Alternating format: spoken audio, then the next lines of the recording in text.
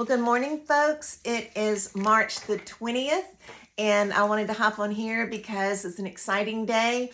Today, the candidate Q&A questionnaire tabloid is being posted in the Seacoast Echo.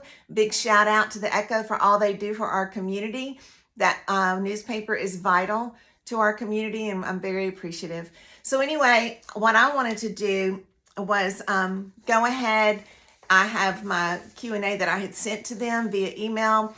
I don't actually have the tabloid today, although I'll grab that later because I think it's historic for our community because all the candidates' Q&As are there. But I wanted to go ahead and read out what I answered. So here we go. I'll get my specs on.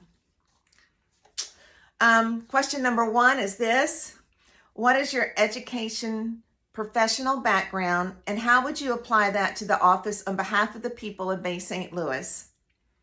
My answer is this: my educational and personal background is entrenched in the art and teaching field, but from that came a strong business savvy. I have been a full-time artist now for 20 years and have a successful business with my art, both originals and art-based products. Because, you know, guys, people think artists can't make a living. Your art, that image is your product. If you just handle it like a product, like you would, you know, a widget at a hardware store or auto parts, it's the same because, you know, everything we do has art in it.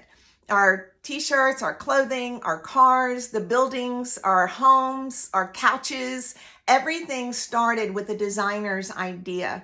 And then it came to fruition on in the actual product. So art isn't just what you hang on your wall. It's what you live with every day in the packaging of your red beans and rice, everything. So with that being said, let's go on. I attended Louisiana Tech University and received a BA in art education and a BFA in graphic design. And then number 2, it says, why are you seeking public office and what do you hope to achieve? My answer is this. The crossing of the education, art, and business fields has taught me to be a creative, out-of-the-box thinker, but at the same time doing it with a clear vision and conservative common sense. It is also ingrained in me a deep sense of researching everything to find the best solution. This is how I found the Swift Current Initiative grant that I fought for 3 years with the state and the city of Bay St. Louis to push through. Eventually, my grant was secured through me acting as my own grant administrator.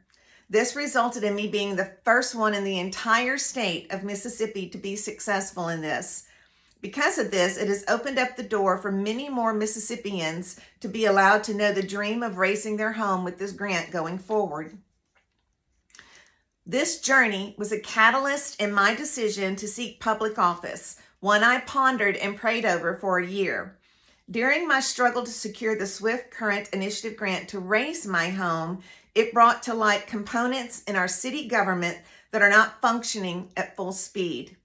This is not to say that people have not put in good efforts, but I feel there is so much more that can be done to seek out all the resources available to our citizens. Also, there was a significant lack of communication and transparency, which became very evident. This is not a good recipe for bearing good fruit.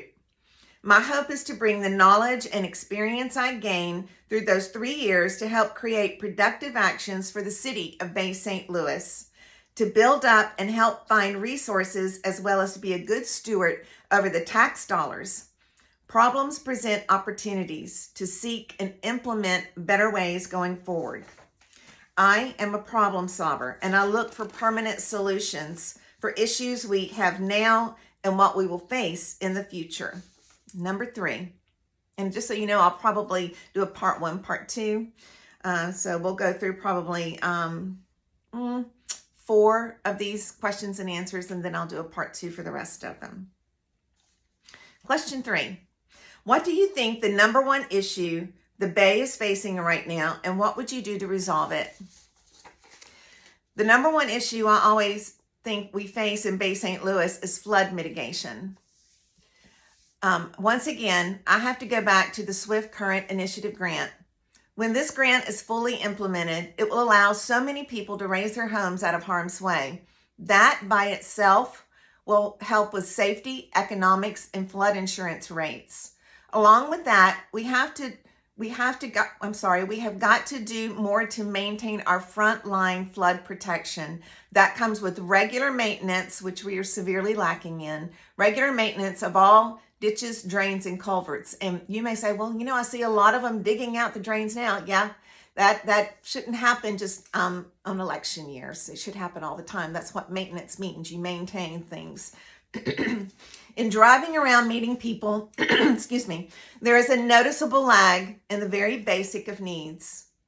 While there has been a flurry, like we've just talked about, of ditch maintenance activity since the election cycle is upon us, we have to remember that floods do not only affect us every 4 years.